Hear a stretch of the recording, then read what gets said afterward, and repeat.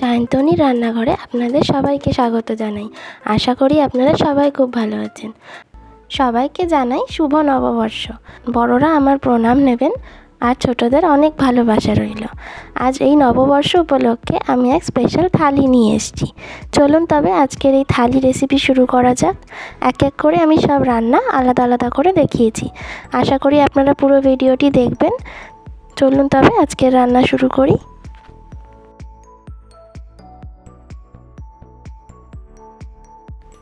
প্রথমেই আমরা এখানে 2 কাপ মতো বাসমতি চাল ভালো করে ধুয়ে নিয়েছি। ধুয়ে এটাকে 5 থেকে 10 মিনিট মতো ভিজিয়ে রেখেছি, বা আধ ঘন্টা ভেজালে আরও বেশি ভালো হয়। ভিজিয়ে রেখে আমরা একটা বাটিতে চালটা নিয়ে তাতে 2.5 থেকে 3 কাপ মতো জল দিয়ে ভালো করে ফুটিয়ে নেব। দেখব যেন ভাতটা ঝরঝরে থাকে, হালকা করে নেড়ে নেব, মাঝে মধ্যে চেক করে নেব।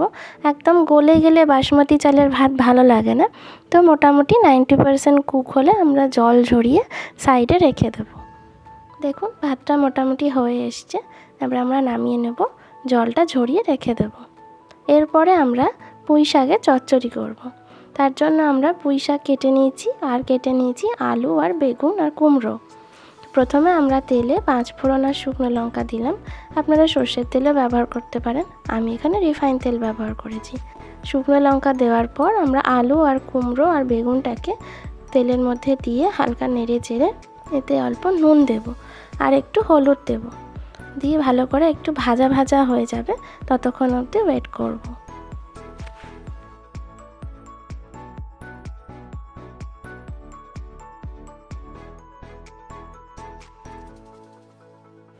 দেখুন এটা মোটামুটি ভালো করে ভাজা হয়ে গেছে, কুমড়োগুলো নরম হয়ে এসছে। এই অবস্থায় আমরা আরেকটা কড়াইতে একটু তেল দিয়ে তাতে কয়েকটা বড়ি ভেজে নেব। আমি এখানে 10-12টা মতো বড়ি দিয়েছি, আপনাদের যেরকম ইচ্ছে সেরকম ভেজে নেবেন। আলুটা যখন মোটামুটি 50% মতো কুক হয়ে যাবে তখন আমরা এতে ভালো করে ধুয়ে রাখা জল ঝরিয়ে পুঁই শাকগুলো আমরা এর মধ্যে দিয়ে দেবো। দিয়ে হালকা হাতে এটা নাড়তে হবে, যাতে সবজিগুলোর সাথে পুঁই শাকগুলো মিশিয়ে দিতে হবে। তারপর এতে নুন আর অল্প হলুদ দিয়ে ঢাকা দিয়ে দিতে হবে। ঢাকা দিয়ে রাখলে আস্তে আস্তে এই শাক থেকেই জল ছাড়বে, সেটা দিয়ে এই রান্নাটা হয়ে যাবে। দেখুন এটা কিছুক্ষণ ঢাকা দিয়ে রেখেছিলাম, ঢাকা খোলার পর পাতাগুলো অনেকটা নরম হয়ে এসছে। এই ভাপে ভাপে যত রান্না করা যাবে তত রান্নার টেস্ট বেশি ভালো হয়। এবার আমরা এতে দেব বেটে রাখা সর্ষে। মোটামুটি 2 চামচ মতো আমরা সর্ষে এখানে বেটে রেখেছিলাম, সেটা এখানে অ্যাড করে দেবো। অ্যাড করে সেটা ভালো করে শাকের সাথে মিশিয়ে নেব। এরপর আমরা এতে দিয়ে দেবো চিনি, মোটামুটি 1/2 চামচ মতো চিনি দিলেই হবে। আর ভেজে রাখা বড়িগুলো দিয়ে দেব। এবার সবগুলো ভালো করে মিশিয়ে নেব। ব্যাস তাহলেই রেডি পুঁই শাকের চচ্চড়ি। এবার তবে ডাল বসানো যাক। এখানে আমরা ছোটো বাটির 1 বাটি মতো বিউলির ডাল নিয়েছি, কারণ আমরা এরপরে আলু পোস্ত করব, তো পোস্তর সাথে বিউলির ডালই সবচেয়ে বেশি ভালো যায়। তো 1 বাটি বিউলির ডাল নিয়েছি। আরেকটা বাটিতে আমরা 1 চামচ মতো মৌরি কিছুক্ষণের জন্য ভিজিয়ে রাখবো, 5 থেকে 10 মিনিট মতো ভিজিয়ে রাখবো। যতক্ষণে ডাল সেদ্ধ হবে ততক্ষণ মৌরিটা ভিজিয়ে রাখতে হবে। তো ডালটা আমরা এবার কুকারে দিয়ে, যে বাটি আমরা ডাল নিয়েছিলাম সেই বাটি 2 থেকে 3 কাপ মতো আমরা জল দিয়ে দিলাম, আর দিলাম একটু নুন 1 চামচ মতো আর একটু রিফাইন তেল। এবার আমরা 3টে মতো সিটি দিয়ে নিলাম। তারপর আমরা যে ভিজানো মৌরিটা রেখেছিলাম সেই মৌরি আর আদা 1 ইঞ্চি মতো আদা পেস্ট করে নেব। এবার আমরা কড়াইতে তেল দিয়ে আমরা একটু 5 ফোড়ন দিয়ে তাতে আমরা ওই আদা আর মৌরির পেস্টটা দিয়ে 2টো শুকনো লঙ্কা আর হিং দিয়ে কিছুক্ষণ মশলাটা কষাবো। মশলা কিছুক্ষণ কষানো হয়ে যাওয়ার পর যখন একটু একটু তেল ছাড়বে তখন আমরা সেদ্ধ করে রাখা বিউলির ডালটা দিয়ে দেবো। তারপর সেটা ভালোভাবে মিশিয়ে নেব মশলার সাথে। কিছুক্ষণ নাড়ানোর পর এবার ডালটা আমরা একটা ঘুটুনির সাহায্যে, কাঠের যে ঘুটুনিগুলো হয় ডাল ঘুটুনিগুলো, সেগুলো দিয়ে কেয়ারফুলি আমরা এটাকে মিশিয়ে নেব, বা একটু মাখা মাখা যাতে হয় সেরকম বানিয়ে নেব। কড়াইটা গরম থাকে, তো গরম ডালটাতে এটা করতে হয় বলে একটু সাবধানে করবেন, যাতে কোনোভাবে কড়াইটা গায়ে উল্টে না যায়।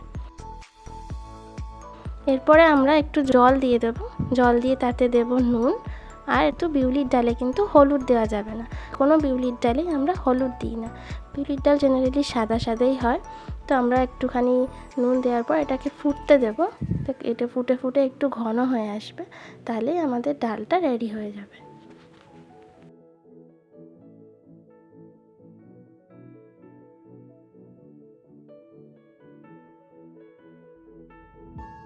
ডাল তো একেবারেই রেডি, তাহলে এবার ডালের সাথে কিছু ভাজা তো অবশ্যই চাই।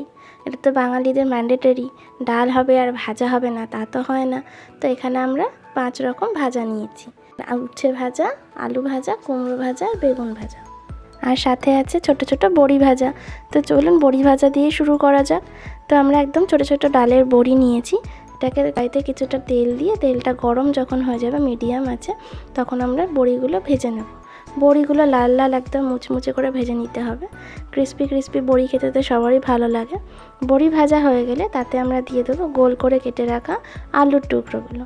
তো সামান্য কিছু নুন দিয়ে দেবো, আপনারা চাইলে হলুদও দিতে পারেন, আমি এখানে হলুদ দিলাম না। তো নুন হলুদ মাখিয়েও আপনারা আলুটা ভেজে নিতে পারেন।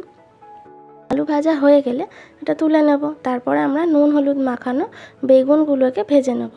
এখানে একটা ছোট্ট টিপস, বেগুন সবসময় খোসার দিকটা যদি তেলের দিকে দেওয়া হয় তাহলে তেলটা বেগুন কম টানে। তো বেগুন ভাজতে জেনারেলি অনেক তেল লেগে যায়, তো খোসার দিকটা যদি আগে তেলের দিকে দিয়ে নেওয়া হয় তাহলে বেগুনে অতটা তেল লাগে না। এবার বেগুনটা মোটামুটি লাল হয়ে গেলে আমরা তুলে নেব তেল থেকে। এবার রইল কুমড়ো। তো কুমড়ো ভেজে নিতে হবে একইভাবে, হলুদ আর নুন মাখিয়ে কুমড়োটাকে ভেজে নিতে হবে। কুমড়ো লাল লাল মতো হয়ে গেলে তারপর আমরা তেল থেকে তুলে নেব। কুমড়ো ভাজা হয়ে গেলে রইল উচ্ছে ভাজা।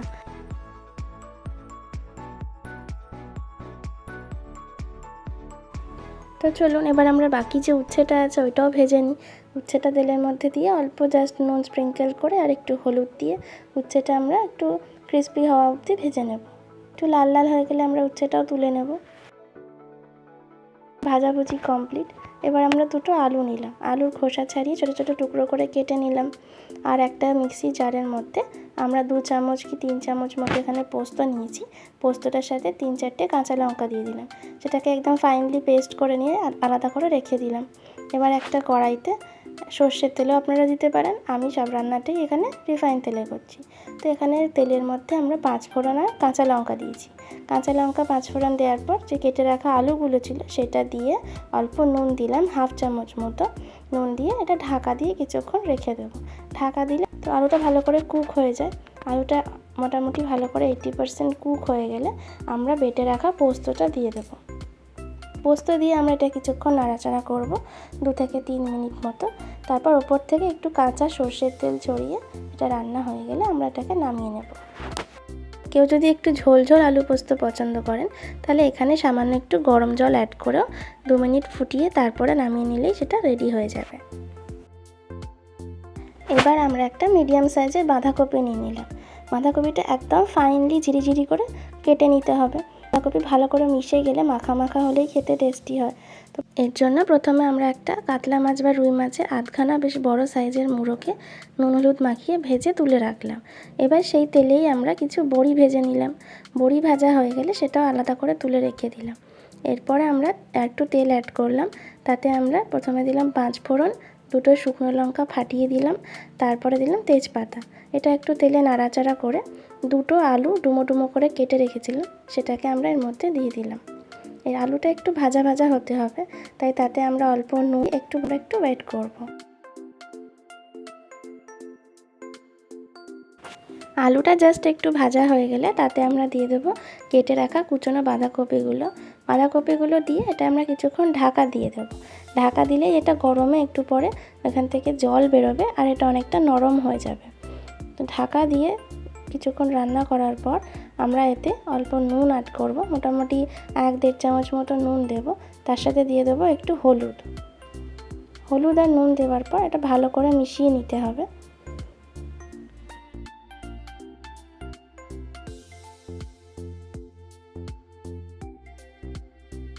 ভালো করে মেশানো হয়ে গেলে তাতে আমরা দিয়ে দেবো জিরে গুঁড়ো আর কাশ্মীরি লাল লঙ্কার গুঁড়ো, এতে রঙটা একটু সুন্দর আসবে। এটা দেওয়ার পর এটাও ভালো করে আমরা বাঁধাকপির সাথে মিশিয়ে নেব। এরপর আমরা একটুখানি এতে গ্রেট করা আদা দেব। এটা অপশনাল, নাও দিতে পারেন, তবে আমি একটু আদা দিলাম। মা বলে আদাটা দিলে বাঁধাকপির টেস্টটা আরও ভালো হয়ে যায়। তো তো আদা দেওয়ার পর তাতে আমরা ভেজে রাখা বড়ি দিয়ে দিলাম, আর ভেজে রাখা মুড়োটাও দিয়ে দিলাম ভেঙে। মুড়োটা দেওয়ার পর হালকা অল্প একটু চিনি দিলাম। চিনি দিলে যে কোনো রান্নাতেই একটু ব্যালেন্সটা ভালো হয়। চিনি দেওয়ার পর এটা যখন মাখা মাখা হয়ে যাবে, গরম মশলা ঘি দিয়ে ভালো করে নাড়িয়ে আমরা এটাকে নামিয়ে নেব। এবার আমরা একটা বড় রুই মাছের 2টো পিস নিয়ে নিয়েছি বড় বড় করে কেটে। সেটাতে নুন হলুদ মাখিয়ে আমরা মাছগুলোকে আগে ভেজে নেব। খেয়াল রাখতে হবে মাছ ভাজার জন্য তেলটা যেন আগে খুব ভালো করে গরম হয়ে যায়, তারপরে মাছটা তেলের মধ্যে ছাড়তে হবে, নাহলে কড়াইতে লেগে যাওয়ার চান্স থাকে। ঢাকা দিয়ে অবশ্য মাছ ভাজতে হবে যাতে মাছের তেল ছিটে গায়ে না আসে। এক পিঠ ভাজা হয়ে গেলে আমরা অন্য পিঠটা উল্টে দেব। 2টো পিঠ মোটামুটি লাল করে ভাজা হয়ে গেলে আমরা তুলে নেব। এর ফাঁকেই আমরা বানিয়ে নেব একটা মিক্সি জারে মোটামুটি 2টো মতো পেঁয়াজ কুচিয়ে, আর 2 ইঞ্চি মতো আদা, 2টো রসুন আর 2টো শুকনো লঙ্কা, এই সবগুলোর একটা পেস্ট বানিয়ে আলাদা করে রেখে দেব। আর আমরা মাছ ভাজা হয়ে গেলে সেই তেলেই আমরা 3-4 পিস মতো আলু লম্বা করে কেটে সেটাকে ভেজে নেব। এবার যে পেস্টটা আমরা বানিয়ে রেখেছিলাম সেটাই এই মাছের তেলে আমরা দিয়ে দেব। তাতে একটুখানি নুন আর হলুদ দেব। নুন আর হলুদ দিয়ে ভালো করে আগে মশলাটা তেলের সাথে কষিয়ে নেব। যত তেলের সাথে কষালে এখান থেকে আবার তেল ছেড়ে আসবে, তখন আমরা এর মধ্যে 2টো তেজপাতা, ভেজে রাখা আলুগুলো দিয়ে দিলাম, আর দিলাম একটা এলাচকে ভেঙে। এবার সব ভালো করে কষানো হয়ে গেলে তাতে আমরা একটু কাশ্মীরি রেড চিলি পাউডার দিলাম, আর তারপরে আমরা এতে একটু জল মিশিয়ে দেব। জলটা দিয়ে মশলাটা মোটামুটি 2-3 মিনিট মতো ফুটে এলে তারপর আমরা এতে ভাজা মাছগুলো অ্যাড করে দেব। ভাজা মাছগুলো অ্যাড করে দিয়ে সেটা 3-4 মিনিট মতো ফুটতে দিয়ে তাতে একটা কাঁচা লঙ্কা অ্যাড করে দেবো। তারপর আমরা এটা ঝোলটা ভালো করে মাখা মাখা হয়ে গেলে আমরা এটা নামিয়ে নেব।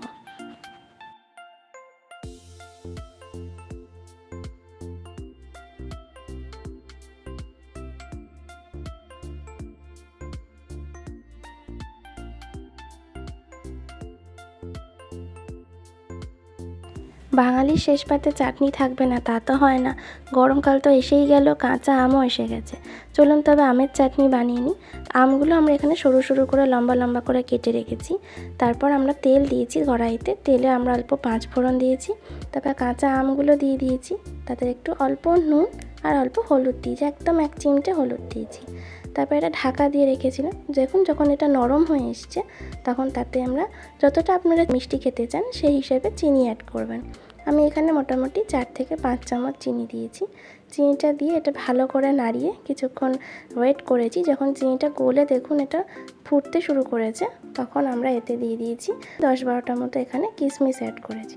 কিশমিশটা অ্যাড করে আবার এটা 3-4 মিনিট মতো নাড়িয়ে আমরা গ্যাসের ফ্লেমটা বন্ধ করে দিয়েছি। তাহলে আমাদের তৈরি হয়ে গেছে আমের চাটনি। এবার সব শেষে তো দরকার অবশ্যই দই। দেখুন এটা ঘরে পাতাই দই। যদি আপনারা ঘরে কি করে ভালো করে দই পাততে হয় আপনারা সেটা দেখতে চান তাহলে আমাকে অবশ্যই বলবেন, আমি আপনাদের সাথে অবশ্যই শেয়ার করব। তো আমরা এই ঘরে ঠান্ডা ঠান্ডা দইটাকে এক কাঁটা চামচ দিয়ে ফেটিয়ে তাতে 1 চামচ মতো চিনি আর অল্প বিট নুন দিয়ে ভালো করে ফেটিয়ে নিলেই রেডি দইয়ের ঘোল। চলুন এবার আমরা নববর্ষ স্পেশাল এই থালি একদম সুন্দর করে সাজিয়ে পরিবেশন করে ফেলি। আপনারা অবশ্যই একটু কমেন্ট সেকশনে লিখে জানাবেন আমার রেসিপি আপনাদের কেমন লাগলো, আর কি রেসিপি দেখতে চান সেটাও আমাকে লিখে জানাতে ভুলবেন না। আর ভালো লাগলে রেসিপি একটা লাইক করবেন, সবার সাথে শেয়ার করবেন, আর আমার চ্যানেলটি সাবস্ক্রাইব করে আমার পাশে থাকার জন্য অনুরোধ রইল। আজ তবে আসি, আবার সামনের সপ্তাহ রবিবারে আসবো এক নতুন রেসিপি নিয়ে। আজকের মতো আসি, সবাই খুব ভালো থাকবেন, নমস্কার।